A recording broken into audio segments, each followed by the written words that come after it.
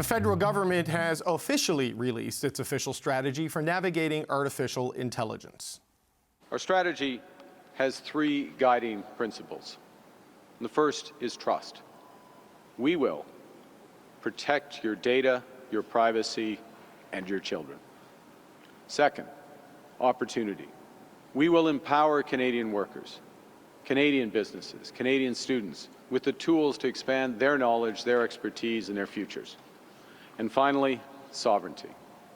We will reinforce Canadian sovereignty so Canadians can make their own choices on how AI is built, governed, and used.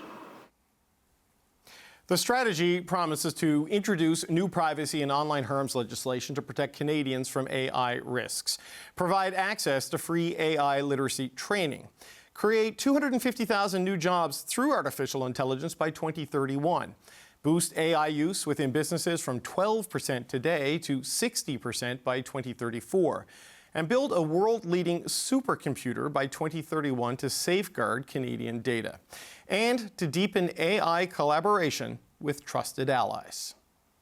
The Minister of Artificial Intelligence, Evan Soloman, joins me now. Minister, good to see you. Welcome back to the show. Great to see you, David. A part of this strategy is to help Canadians build trust in artificial intelligence.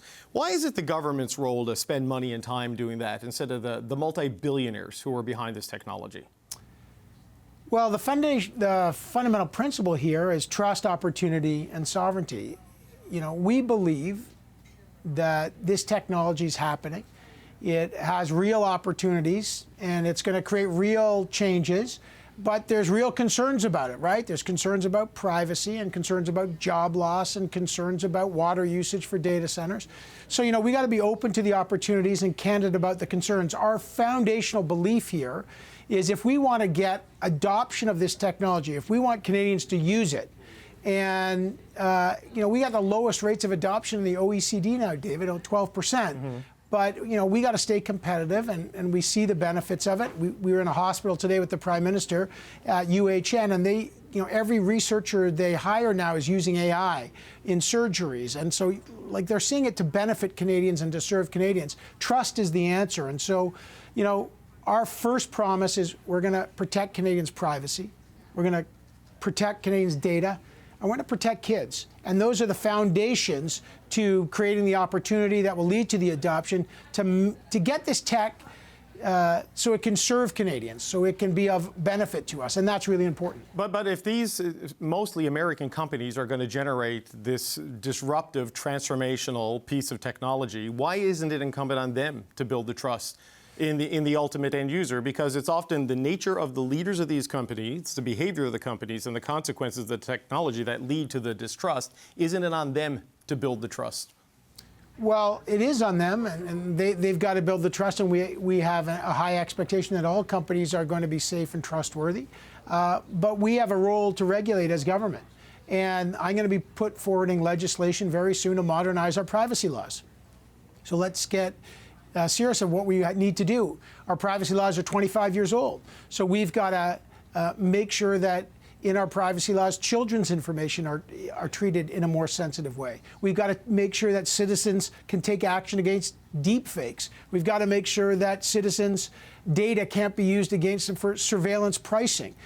So those are really key aspects on privacy. And then I'm working with my colleague, Mark Miller, and we got to protect kids. And so we're looking very closely at forthcoming legislation around safe social media, right, and how to handle social media, AI chatbots. These are really important. And that's an aspect of our job to protect Canadians under Canadian law. We have a lot of agency there, and we want to make sure Canadians have a sense of control. Okay. But David, I know you want to jump in, but if I just may, I know you say there's a lot of big American companies and there's a lot of big companies in AI. That is true. We have 3,500 AI companies here in Canada. We've got 150,000 people working in AI right now in high-paying jobs. And the digital sector in Canada, 800,000 people work in that sector in Canada, fastest growing sector. So, you know, we have a lot of companies and a lot of agency here that we can invest in, and we invest in our companies. Right. So we build here to have control here. Right, I appreciate that, but the global leaders right now are either Chinese or they're American, and it's the big players with the unlimited resources and the vast political support of a non-state economy or of the U.S. administration. And you talk about privacy and the need to update laws, because recently OpenAI, one of the big players in this space, found to have violated the privacy of a massive number of Canadians in this rush to scrape data for commercial competitive reasons, found to have violated it, but basically got away with no penalty, allowed to keep the data, and just promised to bring in some safeguards because the laws don't give the privacy commissioner what they need. So how do you actually change this to put some teeth in there when these companies have more money than nation states and aren't worried about fines and warnings? Right. So you're talking about the privacy commissioner's investigation into OpenAI. Yeah. We followed it closely, and you're exactly right. We look at this closely. We recognize that we need better, more robust privacy legislation to protect Canadians' data, to make sure there is enforcement mechanisms, and there are enforcement mechanisms, and those very things that you point out are exactly why trust is at the forefront of this strategy and why the forthcoming legislation will make sure that we do take action and we make sure that we have more modern, more robust privacy legislation that has enforcement mechanisms that can protect Canadians. But there's another thing that you said that is worth mentioning. I just want Canadians to realize this. You said, you know, the United States and China are the countries that have the big. That's true, but you're talking about large language models. There are only 4 countries in the world that have these big large language models. You talked about the US, OpenAI, Anthropic. That's true. China. France has one. The only other country that has one is Canada. It's Cohere, aimed at enterprise and government. We're using it in government. We've done an MOU with them. We've bought contracts from them for their licenses. They are strategically important. And David, this matters because we need to bet on our champions, and we have the capacity to build to give Canadians control over their compute, and their privacy, and their data.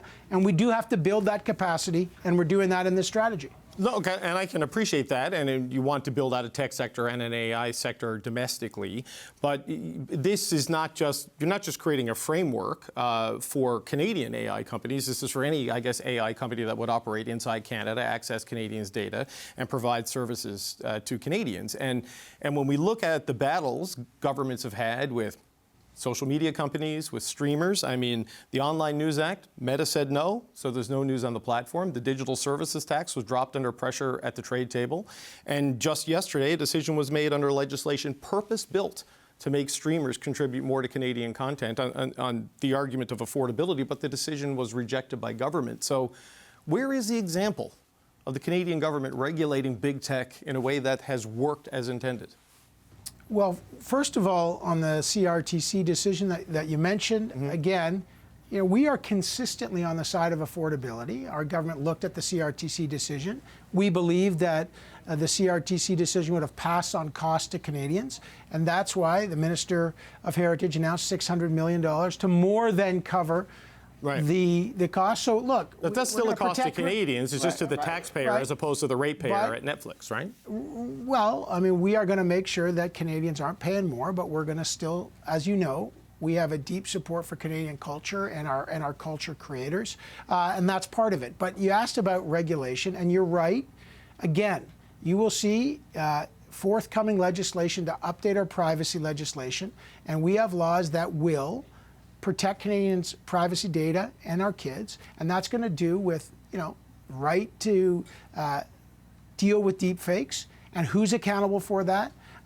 There's lots of concerns about bias, David. What's, you know, making sure that, just so folks know, you know, if you're an AI is making a decision about your mortgage, for example, should you have the right to see what the decision criteria were? So that's called algorithmic transparency. So these are things that we're looking closely at, and we need this legislation forthcoming to build that trust. Once you get the trust, then you're going to see the opportunity in healthcare. And you see in the strategy, we're investing billions of dollars in Canadian innovation to serve Canadians, especially in places like healthcare, Right. where you see it really making a dramatic difference. But you can understand my skepticism, Minister, when you look at the recent track record. The Online News Act did not work, right? I mean, news agencies across Canada are off all the meta platforms.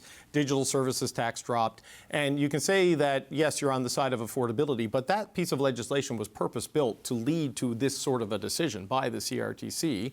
But, you know, it is. So what confidence can people have that we're going to see a framework around AI regulation that will be enforced and robust or even complied with by these companies? Well, I'm looking forward to introducing the legislation soon on our privacy. Okay, Mm-hmm. and this is we've already, just so folks know, we've already introduced legislation on deepfakes to protect our democratic institutions during elections. That's on the table. We've already introduced legislation criminalizing the non-consensual sharing of sexualized imagery and deepfake imagery. So that's we've made that a criminal offense. Part of the suite is modernizing our privacy legislation. We've promised to do that. That's a critical first step. You know, we've got the strategic framework for the AI national strategy.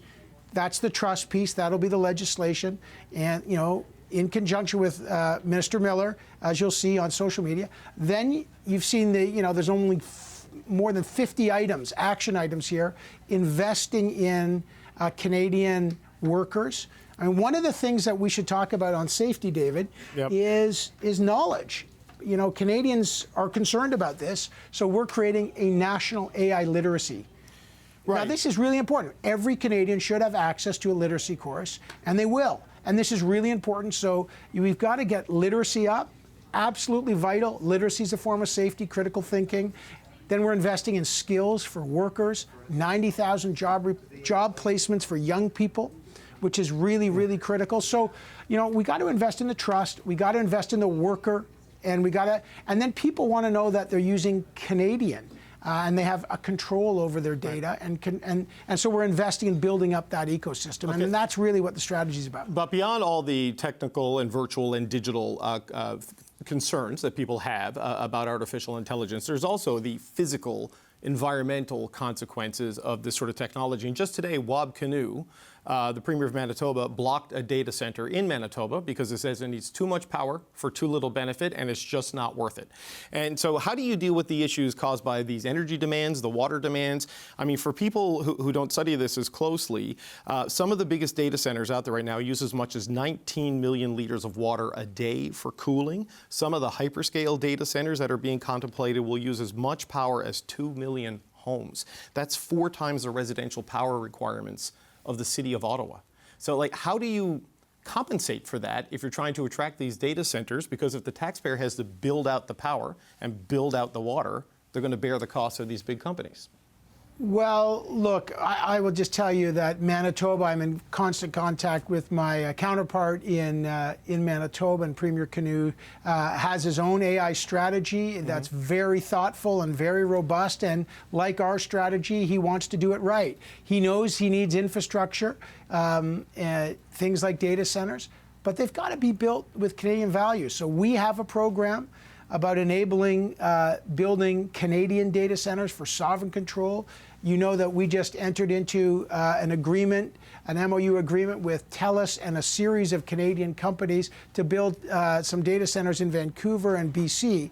But, David, they have criteria. For us to get involved, they've got to be built right. So on water usage, very important issue. We should be very open and transparent about it. They are using, and the one in Vancouver that we're talking about, closed loop water, which means they're recirculating the water all the time, minimizing the use. They're even talking about taking rainwater from BC Place and reusing that. 2, the heat from data centers, they generate a lot of heat, will be reused to heat 150,000 homes. And that's also being powered by hydroelectricity. So, look, you got to build these right. You got to build these transparently. I should just say, provincial regulators are in charge of power allocation. And one of the things that we are very open about is, you know, citizens, Canadians don't want to pay more power. Ratepayers don't want to pay more because of a data center. We understand that, and it's important that provinces understand that. And I know Premier Kinew is seized by that. To build this infrastructure, and this is what our strategy is all about, we got to build it right. And those criteria for us, environmental concerns, sustainable concerns, Indigenous participation, how productive it is, how the impact on workers and pro-worker, those are all key core criteria. Okay, I have one last question, Minister. Sure. It's about jobs, because you talk about the job potential here and creating 90,000 jobs for young people and where it could go as this technology is adopted at scale. You get a lot of construction jobs in the building of the data centers. The amount of jobs required to look after the facilities is low relative to the cost and scale of them. But there's this high potential that it just eliminates jobs. This AI is now the most, or one of the most cited reasons for layoffs in a lot of sectors now, and a lot of leaders in the sector say this technology is going to do to white-collar jobs and office jobs what automation and robotics did to factory jobs. How does your strategy deal with that dislocation and disruption that a lot of people at entry-level and mid-level positions are going to feel? Yeah, we hear the concerns. We all do. I've got two kids who are just starting in the workforce. We hear it all the time. First and foremost, you got to invest in your workforce. There's massive investment in this strategy. As you talked about, the 90,000 jobs for young people. Look, we just did 100,000 skilled trades jobs in the spring economic update, the Red Seal jobs for skilled trades. This is 90,000 job placements for young people. That'll help in companies. There's massive investment in literacy, in skills, and training. So first and foremost, we got to, and we will be investing in our workforce. You know, in our strategy in 5 years, if we get the rates of adoption according to OECD numbers that we've used to model, we'll create 250,000 new jobs. Now, some might say, okay, what about job loss? Yeah, what's the net? Right. And you know, you and I will both know last week the Bank of Canada put out a study, and they said so far in Canada, they have seen no job loss related to AI. That doesn't mean there won't be any. We're very candid about that. We have to be very proactive, and the best way to mitigate against any job displacement is to have the most educated workforce, and we need workers. And I will tell you, we will be striking an AI labor advisory board. I've met with labor leaders to make sure that this is pro-worker, but again, the modeling that we've got in there, again, in 5 years, if we get this right and we build correctly, this will create 250,000 new jobs and really help our economy. Well, what does the modeling tell you on the job losses? Because you could surmise that the job losses have been so low precisely because the adoption has been so low, which is one of the problems you're trying to solve. So maybe that has been a guardian against some of the job losses. So what does your modeling show you the other side of the ledger is? And again, what we've seen from the Bank of Canada is they're looking at numbers that they don't have. They're not seeing yet any job but they're displacement. looking backwards. Your projection on creation is forward-looking. What's your projection on the loss side? So again, you know, we're looking at those numbers very closely. Our focus is to invest in training, education, and again, using AI to enhance workers. And to build jobs. Again, I just want folks to realize this is not in the future. There are 150,000 people working in AI at high-paying jobs right now, 800,000 people in the digital sector right now, the fastest-growing job sector, and there's 3,500 AI companies, David, in the country right now. So, you know, look, that's not a panacea for anything. It just shows that this is a new space that's growing very quickly.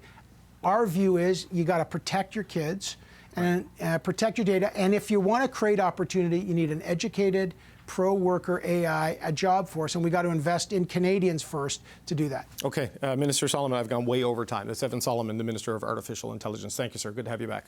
Thanks, David.